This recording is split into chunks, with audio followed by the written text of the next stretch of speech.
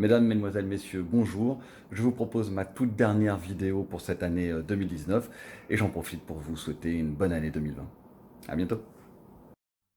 Les micro-nouvelles de Dalcan. Marcus était un drogué de l'information. Petit, sa mère le mettait devant les chaînes d'infos en continu, pensant qu'il appréhenderait mieux le monde ainsi. Et pendant qu'il grandissait, un monstre de stress grandissait en même temps en lui. Alimenté par les images de guerre, de meurtres, d'accidents, de vols, d'enlèvements, de famines, d'incendies, de maladies, etc., etc., d'ici et d'ailleurs, générant une boule d'angoisse qui grossissait et se répandait comme un monstre boulimique, conscient du mal que ça lui faisait, mais incapable de s'en passer.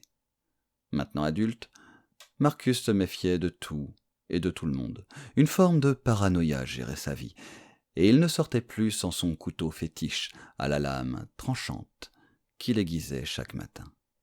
Pour lui, la norme, c'étaient les gens comme lui, ceux que la ville charriait, piétons ternes, au visage taciturne, aux pieds pressés, aux yeux fuyants, ou rivés la plupart du temps sur leurs écrans qui leur vomissaient des alertes infos, du WhatsApp, du Twitter, et j'en passe.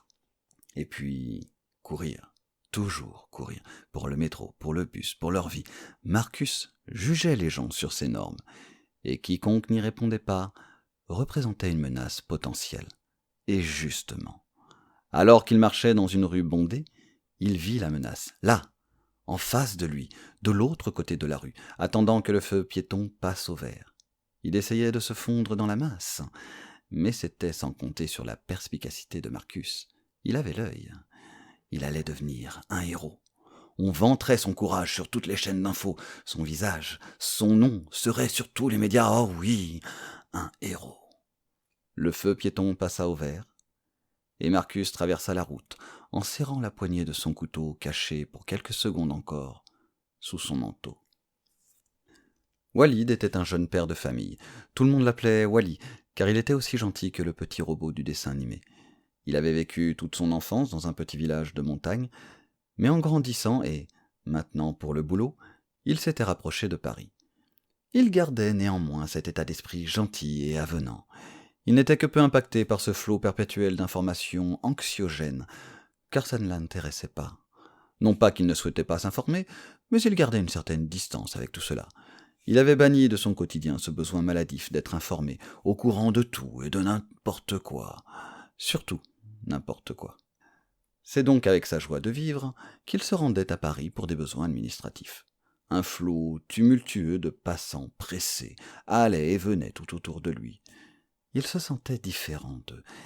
Il lui semblait être détenteur d'un secret de vie que ces gens-là avaient oublié. Il était libre. Est-ce pour cela que cet homme au visage de démon se jeta sur lui alors qu'il traversait la route? Il n'en sut jamais rien, car le premier coup de couteau lui traversa le cœur et il mourut sur l'instant. Il ne sentit pas les 13 autres coups lui perforer le corps, répandant son sang rouge sur le trottoir, coulant entre les chewing-gums, les crachats et les crottes de chien.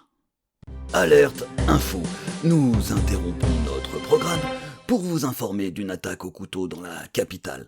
Tout de suite, retrouvons notre correspondant sur place. Oui, eh bien, je me trouve actuellement à 2 rues de l'attaque. L'accès est bloqué par les forces de l'ordre et nous n'avons pour l'instant aucune information sur ce qu'il s'est passé. Mais nous avons avec nous une personne qui a assisté à la scène. Non, en fait, j'ai rien vu. Oui, mais vous me disiez que vous aviez entendu quelque chose, n'est-ce pas? Oui, j'ai entendu quelqu'un dire qu'il avait entendu une personne dire que l'assaillant aurait dit Allahu Akbar. Eh bien, merci pour votre témoignage. Donc, pour l'instant, les informations que nous avons à notre disposition sont qu'un, voire plusieurs assaillants auraient perpétré une attaque terroriste dans une rue de Paris en criant, probablement, Allahu Akbar. À vous, les studios. Merci pour ces infos exclusives. Et surtout, restez avec nous pour de nouvelles infos encore plus exclusives et incroyables. Si vous voulez être informé avant tout le monde, c'est avec nous qu'il faut être. Nous revenons pour plus d'informations sur ce terrible drame après une courte page de pub. Le présentateur se leva et alla serrer la main du PDG de la chaîne qui semblait ravi. Bien vu le coup du Allahu Akbar, sourit le PDG. Maintenez le drama. Les gens vont adorer. Puis, se tournant vers l'un de ses conseillers, à combien sont les 30 secondes de pub? 15 000 euros, monsieur. Très bien, très bien. Triplez-les alors. Ça va se vendre comme des petits pains. Allez, allez, allez, au boulot, il y a de l'argent à se faire là. Et accentuez le côté dramatique. Distillez les informations, maintenez-les en haleine. Crachez la nourriture à ses yeux affamés. Les gens sont tellement avides de notre pourriture. Vous imaginez, interpella-t-il son conseiller, tous ces hommes à mes pieds? 8 milliards potentiels de crétins asservis. Puis il s'en alla en chantant Qui veut de moi et des miettes de mon cerveau? Qui veut entrer dans la toile de mon réseau?